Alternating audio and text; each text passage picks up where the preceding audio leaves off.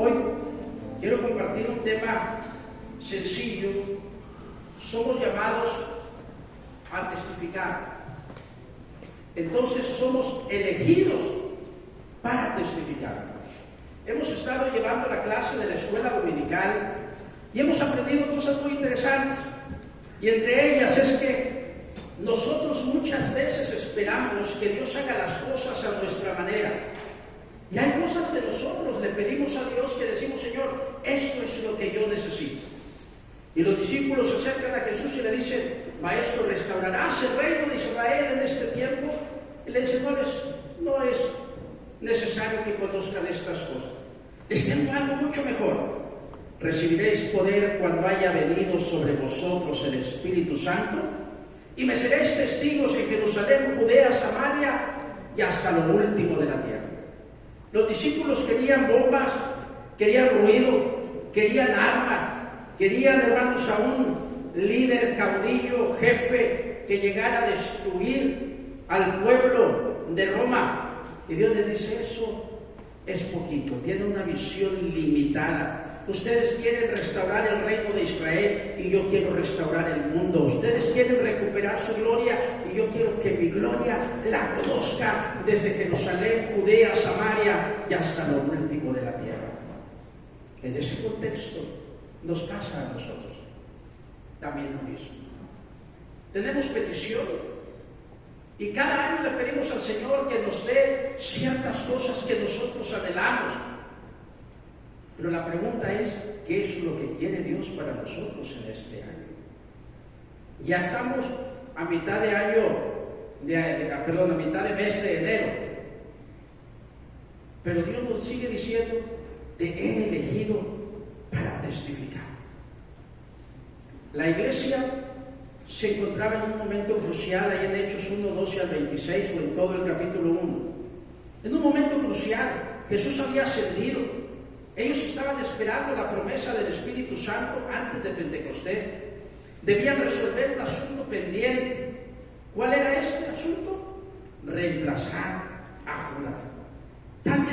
Tal vez algunos dirán: ¿qué tan difícil es reemplazar a un traidor? ¿Qué tan difícil es reemplazar a alguien como Judas? Aquí tal vez tengas 1000 preguntas para hacerte, pero este pasaje nos enseña sobre los requisitos de Dios para elegir a su siervo, la importancia del testimonio, la elección al servicio. Nos enseña cómo nosotros debemos de aprender de la iglesia primitiva y en este momento, en este contexto, poder decir: Señor, ayúdanos a ser como ella. Juan Wesley no tenía otro propósito más que predicar el evangelio escritural y que la iglesia recuperara la gloria de Dios que había tenido en los tiempos de la iglesia primitiva, donde la iglesia era dirigida por el Espíritu Santo, donde el libro de los Hechos, hermanos míos, son ventanas que nos enseñan cómo el poder de Dios se manifestaba en aquellos que creían en Él. Nos enseña tantas cosas, pero una cosa es cierta: la iglesia nació, hermano, en un aposento alto, no en un palacio, no en un lugar tan lindo como este. Pero ahí nació la iglesia, nació en oración, en dependencia divina, nació en búsqueda de su voluntad, nació, hermanos míos, con gratitud en el corazón. Y déjame decirte que este pasaje bíblico de Hechos 1, 12 al 26 nos habla que la iglesia no avanza por casualidad, sino por obediencia a Dios, con oración y con testimonio. Esto tenemos que tenerlo presente. En la escuela dominical veíamos hoy acerca de los requisitos de Dios para el liderazgo. El nuevo apóstol debía venir acompañado de esta experiencia, haber acompañado a Jesús. ¿Desde dónde? Desde el bautismo hasta la ascensión. Fíjese qué cosa tan tremenda podemos aprender. Podemos aprender que la iglesia, aunque no se mueve por el azar, sino por la voluntad de Dios revelada en oración, es una iglesia que de alguna manera tiene requisitos. Hay mucha gente que quisiera quitar todos los requisitos de la iglesia.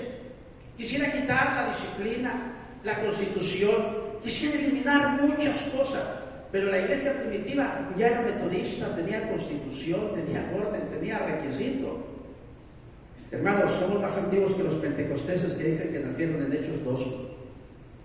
Hermanos, nosotros ya estábamos ahí con orden, ¿sí? Atendiendo al consenso para poder tener una elección de quién iba a suceder a Judas Iscariote. Debía tener una experiencia, era un requisito. Matías y Barsabás cumplían los requisitos. Habían estado todo el tiempo con Jesús. Matías era un hombre, hermanos míos, que era un regalo de Dios para su comunidad. Y Barsabás era un hombre justo. Ambos tenían el reconocimiento de la iglesia y habían sido, por la comisión de candidatura, elegidos para contender por este cargo tan especial. Pero no iba a ser fácil. No iba a ser fácil. ¿Qué? Pero había algo bueno, positivo. Por eso cada año que va a haber elecciones, le decimos, hermanos, va a haber elecciones, oremos.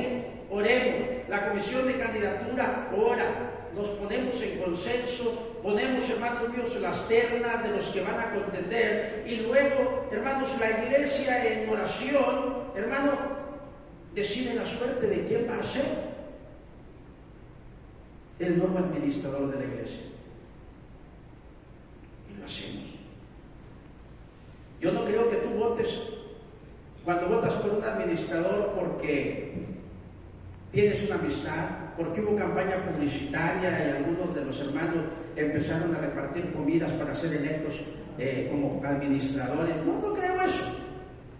Yo creo que cuando son las elecciones, la iglesia ora. Como la iglesia, hermanos míos, primitiva, ahí en el aposento alto, orando, intercediendo y diciendo, Señor, ¿a quién elegiremos como sucesor de Judas? Como sucesor de Judas. Y algo que llama la atención es que Dios no buscaba talentos extraordinarios. Había dos cosas que buscaba: fidelidad y constancia.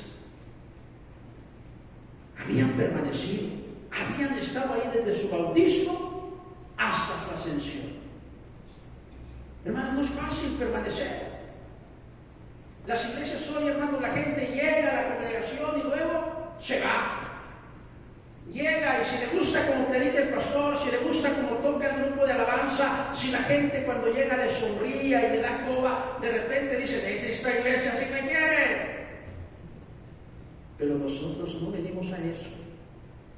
Nosotros venimos en oración a adorar al Rey de Reyes, al Señor de Señores en la congregación de los santos. Amén. A tributarle honor, gloria, alabanza, gratitud, porque Él es digno, porque nuestro corazón, hermano, rebosa de alegría por su salvación, por su promesa, por la presencia del Espíritu Santo en nosotros. Amén, amén. Dios no buscaba talentos extraordinarios. Persona con fidelidad y con constancia. La iglesia es una iglesia que no debe actuar por impulsos emocionales. La iglesia debe actuar con reverencia, con orden, hermano, y con la dirección del Espíritu Santo para dirigir absolutamente todas las cosas. El grupo necesita la unción y dirección del Espíritu Santo. El pastor necesita la dirección de Dios para la predicación.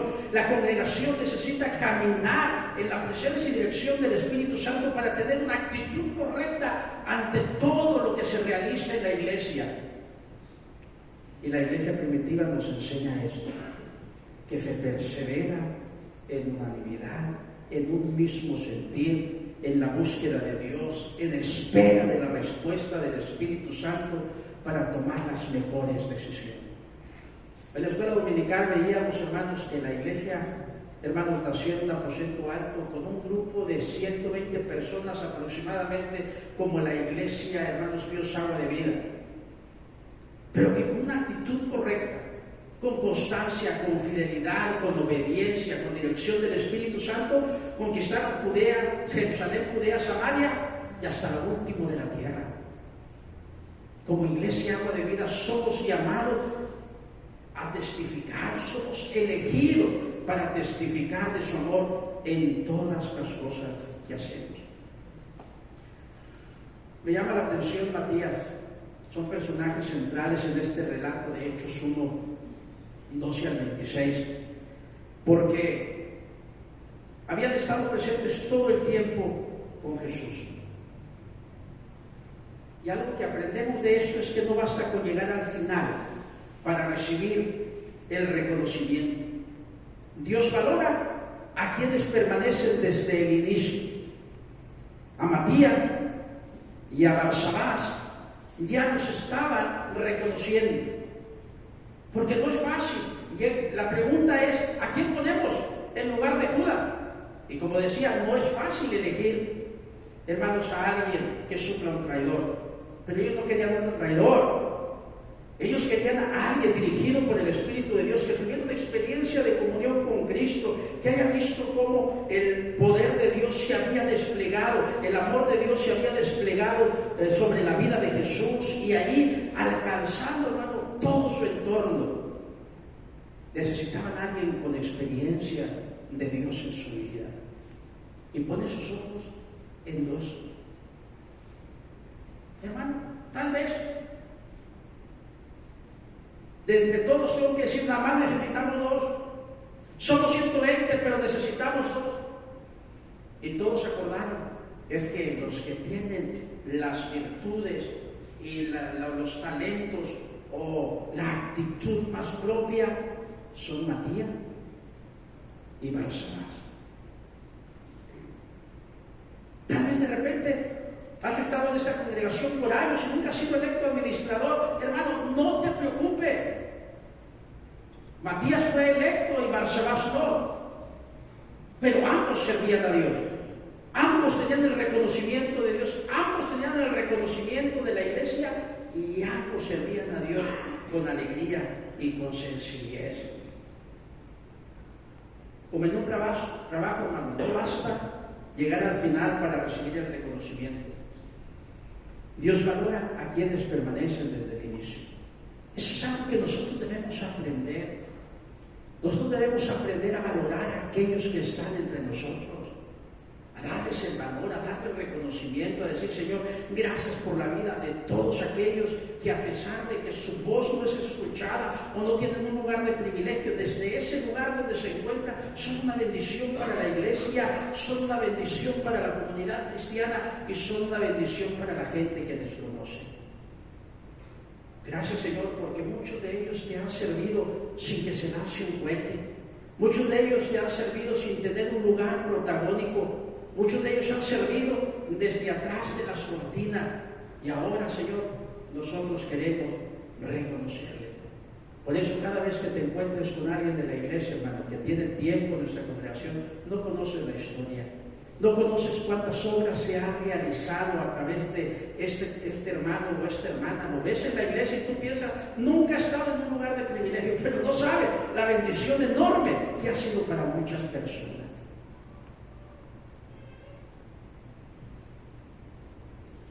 ¿Quién estaría en un trabajo, hermano, donde no se le reconoce su trabajo? El mayor problema de la gente que renuncia es esto. A nosotros nos gusta el reconocimiento. Nos gusta que nos reconozcan. Y si no nos reconocen, renunciamos. Porque nos gusta el reconocimiento. Nos gusta que valoren nuestro trabajo, que valoren lo que hacemos. Y qué bueno, Dios te llama a ser valorado, a ser amado, a que la gente sepa que eres una persona de principios, de valores, que trabaja, que eres honesta, que eres productiva, lo que tú quieras. Pero Dios también nos llama a servirle algunas veces en el silencio. Ahorita andamos en eso. ¿Sabes qué? Dios no busca estrellas fugaces. Dios busca luces constantes que brillen en la oscuridad. A la congregación muchas veces llega gente muy valiosa, con talentos que nos deslumbran. Y luego, hermano, los tenemos tocando, los tenemos predicando, los tenemos enseñando en la escuela dominical, orando por la gente, ejerciendo un liderazgo, pero de repente dicen, ya me voy, porque no me dieron reconocimiento, porque no me tratan como yo quiero, porque no me permiten hacer las cosas como yo quisiera hacerlas. Cuando Dios valora la constancia, la fidelidad, cuando Dios valora la prudencia, cuando Dios nos invita muchas veces a servir en silencio, sin reflectores, sin protagonismo. Recuerde, Dios no busca estrellas fugaces. Dios busca luces constantes que brillen en la oscuridad. ¿Cuáles son los requisitos de Dios para servir? Ya lo vimos. Y tenemos que saber que Dios te ha llamado a ti a servirle al Señor. La Biblia dice, servir a Jehová con alegría, venir ante su presencia con regocijo. Dios no te llamó solamente para que estés en la banca escuchando. Yo no creo que tú seas de esas personas que nada más vienen a escuchar el domingo. Yo sé que tú vienes a alabar a Dios, vienes a adorar a Dios, vienes a escuchar una palabra, vienes a orar, a estar en su presencia, a buscar dirección y a pedirle el poder y la capacidad para en la cotidianidad de la vida ser luz, ser discípulo, ser alguien que sirve a Dios. Yo creo eso con todo mi corazón. Y recuerda algo, el requisito que Dios busca es, hermanos, constancia, fidelidad, obediencia. El versículo 22 de Hechos 1:12, ¿qué dice? De Hechos 1. Alguien que lo lea mientras descanso un tantito. Comenzando desde el bautismo de Juan hasta el día en que desde nosotros fue recibido arriba, uno se ha hecho testigo con nosotros de su resurrección. Amén.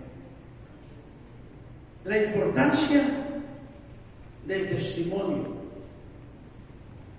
Lo veíamos con el impetuoso apóstol que fue, hermanos, el hijo del trueno y después se convirtió en ¿quién? En el apóstol del amor. Hermano, dice, lo que hemos visto, lo que hemos contemplado, lo que hemos palpado con nuestras manos, lo que hemos escuchado, eso os anunciamos. Los apóstoles debían tener una experiencia con Jesús poderosa, debían haber sido testigos de su resurrección. Y el apóstol Pablo decía, todo lo estimo como pérdida, como basura. Otras versiones dicen como estiércol, al fin de conocer el poder de su resurrección. El apóstol Pablo dice, discípulo, ustedes tuvieron la experiencia de ver la resurrección de Jesús. Yo después, como un abortivo, tuve que encontrarme en el camino a Damasco, darme de coces contra el aguijón y tener que humillarme delante de él y decir, Señor, perdóname, ¿qué quieres que yo haga? Y luego empezar un proceso de enseñanza, empezando por, ¿quién fue el que lo llevó? ¿Quién? Ananías, y luego tener como maestro a Bernabé, y ya después de haber aprobado el curso, entonces sí tomar un discípulo como Silas e ir por la vida. Pero él decía, yo quisiera haber conocido el poder de su resurrección, no estuve ahí. Cuando yo lo vi de manera diferente a ustedes caminaron, estuvieron con él, le acompañaron. Y ahora el apóstol debía ser testigo de la resurrección. ¿Por qué, hermano? Porque el cristianismo no se basa en teoría. Jesús decía hasta el profeta de Guatemala, es más que una simple y llana teoría. Es más que eso. El cristianismo se basa en testigos oculares que vivieron y vieron cómo Jesús actuaba. Hoy nuestro testimonio, queridos hermanos, es evidencia de Cristo en nosotros.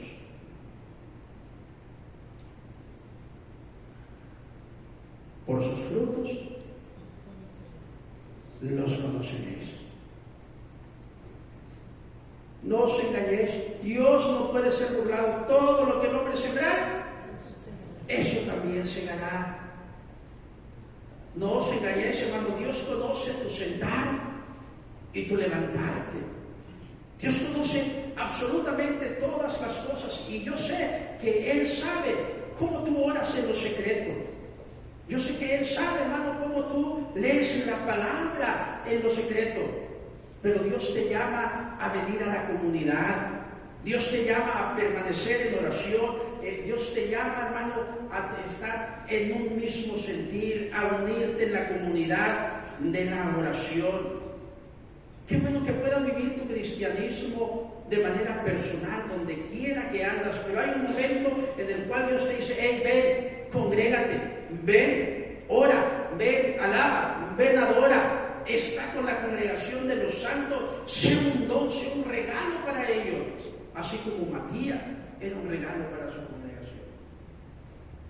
Que de repente no te ven bien, de repente no les caes bien a todos, no eres monedita de oro. No te preocupes, tú sirve con alegría y sencillez, porque yo sí te amo, deseo lo mejor para ti. Yo quiero bendecirte y quiero que seas de bendición para los que tú quieres.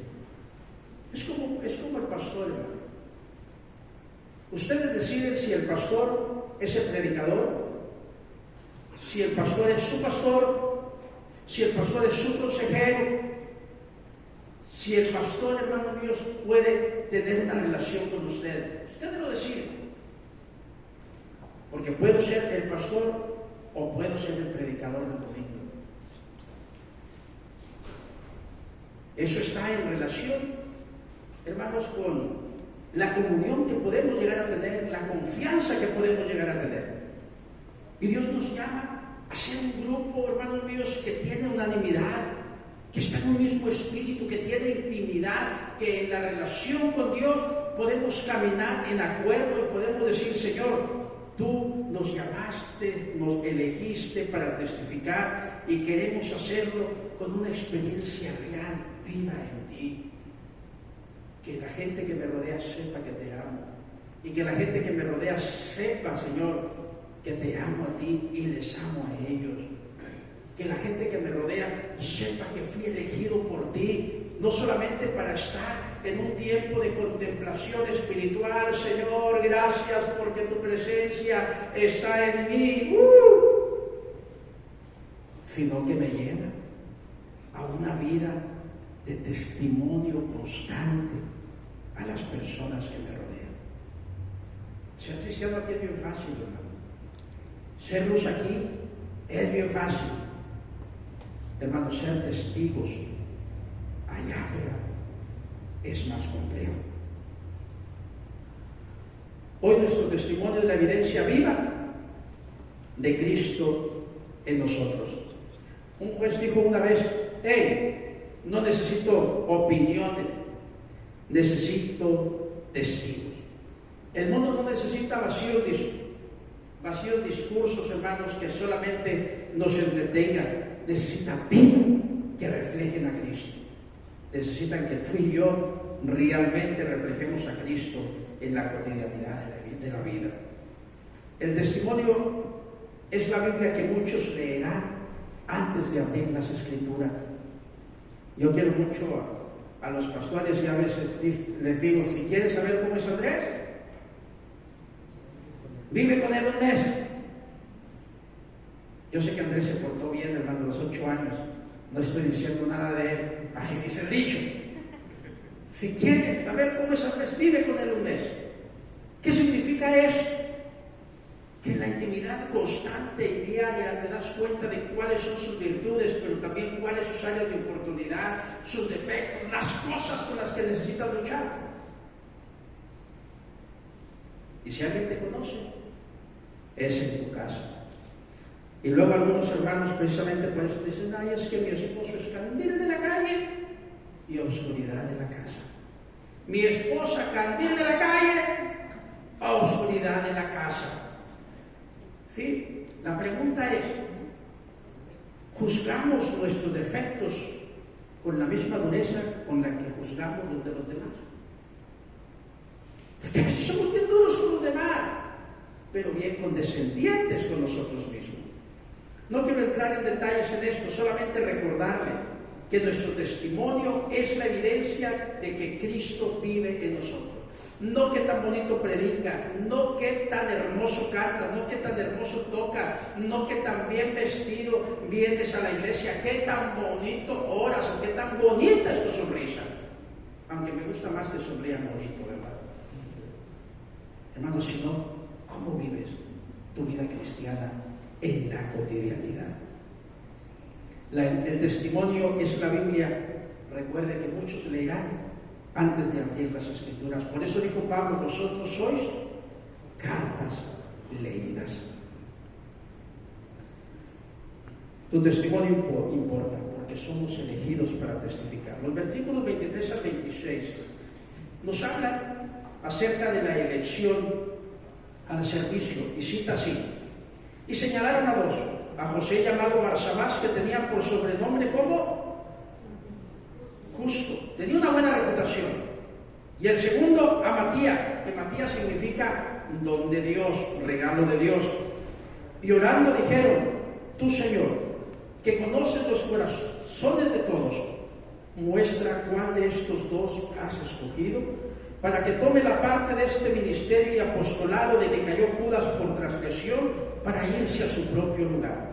Y les echaron suertes, y la suerte cayó sobre Matías, y fue contado con los 12 discípulos. Bien, ojo con esto. Para elegir a aquellos que iban a servir, ¿qué hizo la comunidad según estos versículos? Oró y pidió la dirección de Dios antes de elegir, como lo hacemos nosotros para tomar decisiones. Amén. No compramos carros sin haber orado. No le decimos sí al novio sin antes haber orado. No le pedimos a alguien que sea nuestra novia si antes no oramos. No decimos sí en el altar si no estamos bien seguros, hermano. No decimos sí a cualquier trabajo, sino a aquel que nos permite servir a Dios con todo el corazón. A veces, hermano, nos es fácil tomar decisiones sin orar, pero nosotros debemos aprender a, en cada decisión que tomamos, ponerla delante de la presencia de Dios. Cuando muchos leen este pasaje, se imaginan a los discípulos diciendo: ok, vamos a ver quién va a elegir a Judas. ¿Traes una moneda? Sí, ok. Ahí no son. Hermano, no es así. Comentaba en la escuela dominical que este pasaje bíblico nos enseña la tradición metodista de orar y después, hermanos, hacer consenso y elegir nuestros administradores, elegir nuestros líderes, nuestros gabinetes, a las personas idóneas para hacerlo. Nos enseña esto, que podemos nosotros orar y pedir la dirección, hacer consenso y votar para quién va a ejercer tal cargo. El sorteo no fue azar, fue, hermanos, expresar confianza en la soberanía divina. Y déjeme decirle que Matías fue elegido, pero Barsabás también fue tenido, hermanos míos, por digno y fue considerado. Hermanos, a veces batallamos un poquito cuando elegimos nuevos administradores. Estamos estrenando administradores en este mes. 5 de nuestros administradores son nuevos. Y cuando hay elecciones, pues obviamente algunos son electos y otros no. Pero ¿cómo queda el corazón después de la elección? Nadie me quiere. Nadie me ama. Mejor me como un gusanito. Y algunas veces nos sentimos. Y nos sentimos porque decimos: no fuimos electos. No tuvimos el reconocimiento que queríamos. No tenemos el 100% de aprobación. O algo pasó. Y déjeme decirle algo, hermano, la iglesia eligió a Matías, pero oraron antes. y se llevó a cabo la elección. Y Dios eligió a través del voto de los demás. Y Dios nos llama a entender que ahí, hermanos, no es que uno sea mejor que otro, sino que Dios tiene un plan determinado para cada persona. Y eso es importante. Pasaron las elecciones y algunos se quedaron con el dejo a lo mejor de, no me eligieron. Hay trabajo. Tienes un llamado. Fuiste elegido para testificar.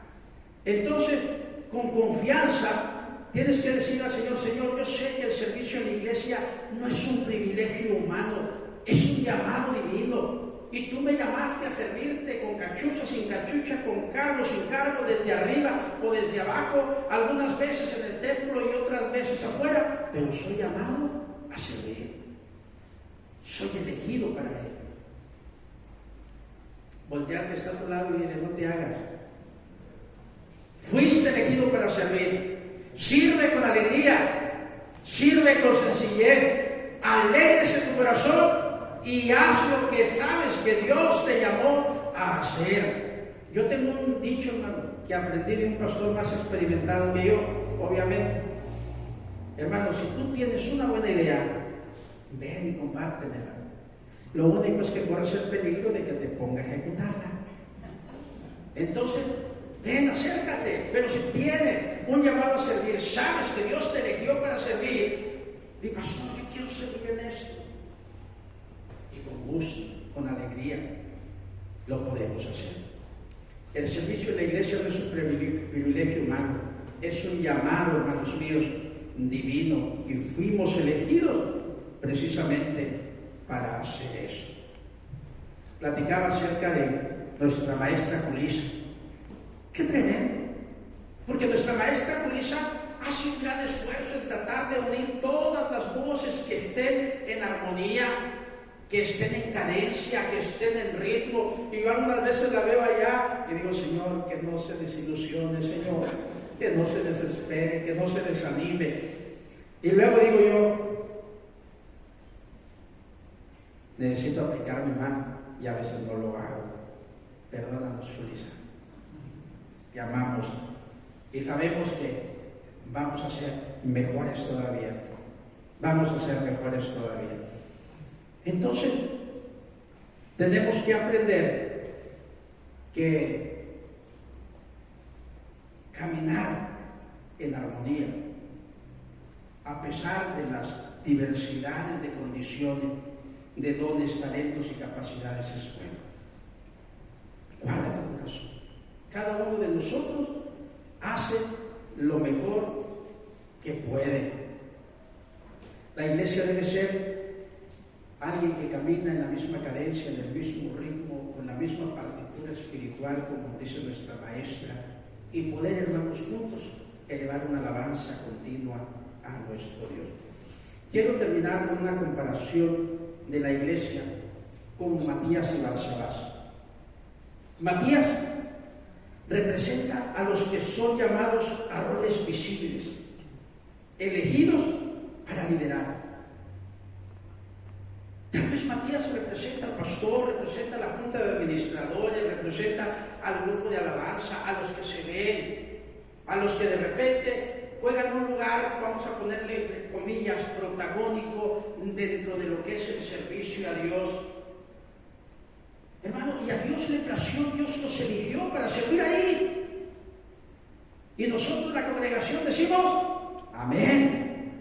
Gloria al Señor porque los tenemos. Gracias por cada uno de sus talentos. Gracias porque Dios lo hace.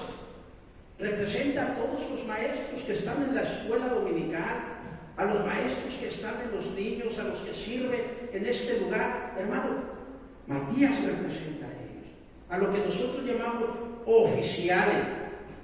Pero Barsabás representa a los fieles silenciosos. Representa a aquellos elegidos, hermanos míos, a ocupar, hermanos míos, un lugar sin cargo, sin cachucha, muchas veces sin reconocimiento, pero que sostienen la misión. En la iglesia yo sé que hay gente que sostiene la misión sin tanto reconocimiento. He conocido gente, hermano, que ha sido de bendición para mi vida y para la vida de la iglesia, que lo único que me dice el pastor, que no lo sepa nadie. Y yo digo, sí. Estamos en un mundo donde la transparencia es necesaria y de repente hacemos una buena obra y queremos una foto, queremos un video. Hacemos, hermanos míos, un regalo, hacemos alguna otra cosa y de repente buscamos reconocimiento. Yo sé que en esta iglesia no, hablo por otra.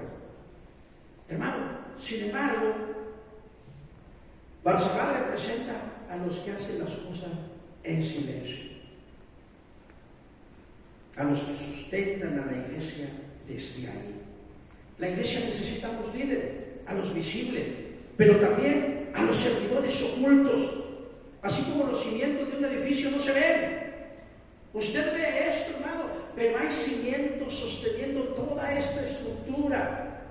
Usted ve aquí, hermano, a los músicos tocando, alabando, y ve al pastor predicando, y que algunas veces se pasa del tiempo, hermanos míos, que debía de haber predicado, y de repente decimos, ¡oh!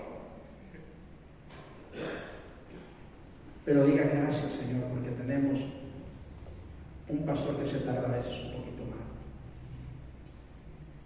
Hermano, somos llamados a ser así. Pero ¿qué haría el pastor sin un grupo como ustedes para predicar? ¿O qué haría el grupo de alabanza? ¿A quién dirigiría? A lo mejor diría, bueno, pues nosotros le cantamos al Rey de Reyes, aunque no hubiera nadie, nosotros le cantamos al Rey de Reyes, pero estar dirigiendo la alabanza a unas bancas, hermanos, vacía, es difícil. Entonces, mi reconocimiento a todos aquellos silenciosos que sustentan, que sostienen la estructura.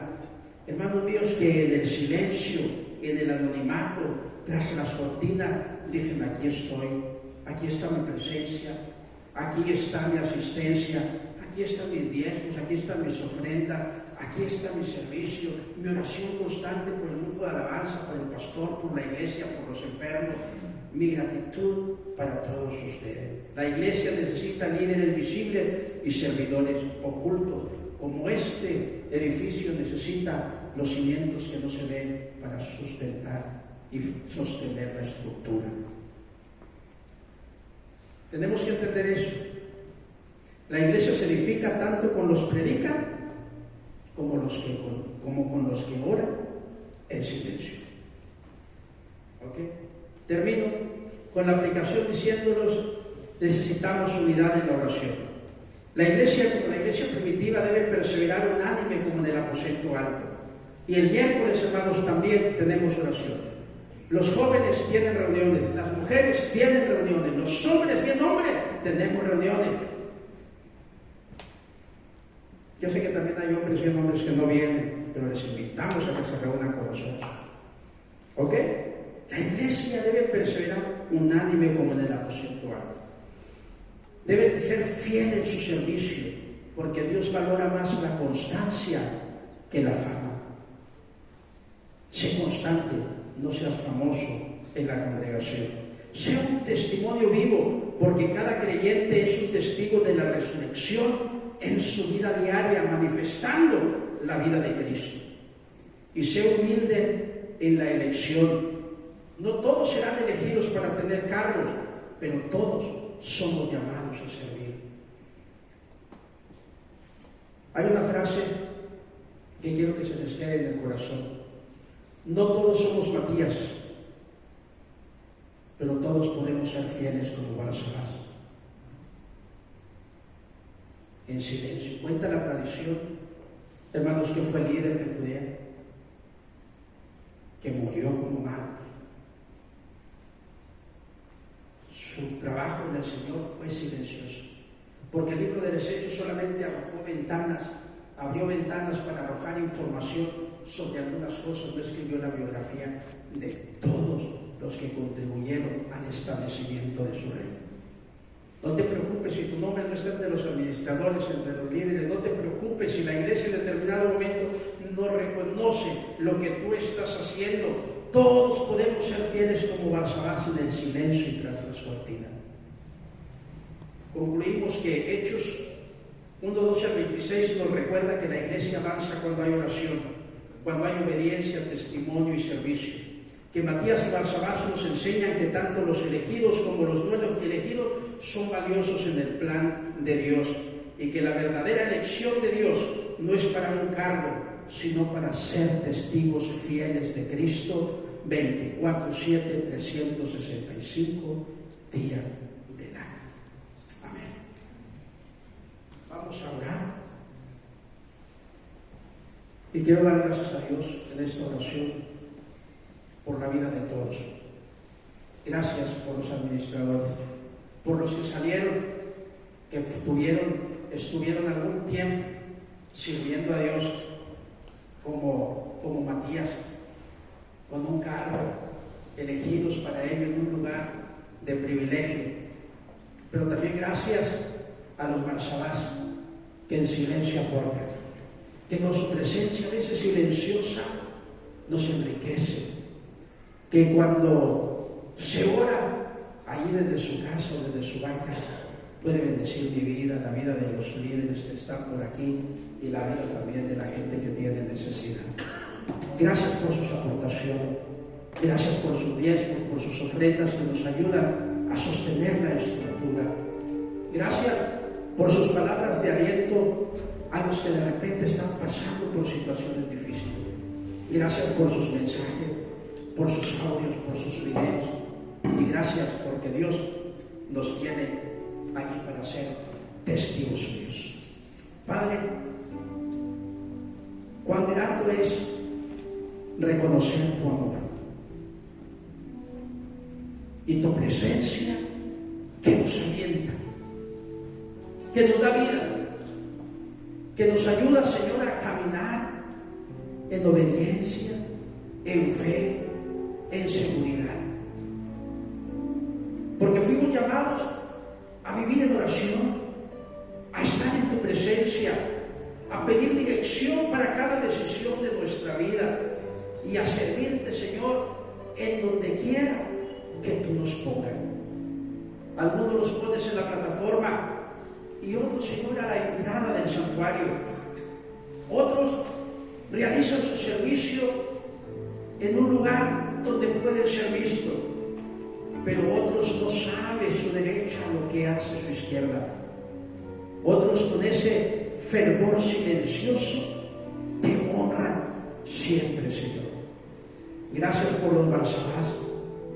Gracias, Señor, porque podemos juntos hacer tu obra, testificar de ti, y en este 2026 confiar en que tú usarás a todos aquellos Matías que fueron electos, pero también a todos los Barsabás que dirán: heme aquí estoy, este año serviré a mi Dios, este año trabajaré en la congregación de los santos, pero testificaré también de su amor allá afuera. Y en todas las cosas que realice, mi deseo más profundo será que Dios sea glorificado en todo y por todos. La bendición tuya sea sobre la Iglesia Agua de Vida, sobre cada una de sus familias, sobre cada uno, Señor, de mis hermanos y hermanas. Y tú seas glorificado en todos y por todo, hoy y siempre, en el nombre del Padre, del Hijo y del Espíritu Santo. Amén y amén. La bendición de Dios sobre ustedes, hoy y siempre. Amén.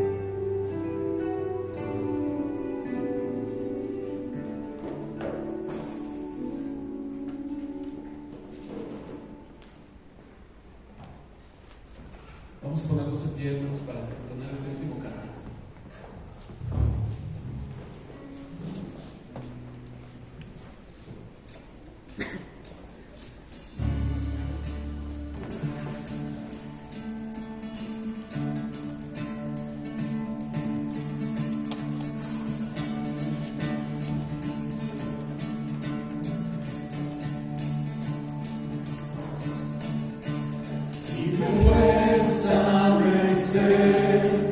Culto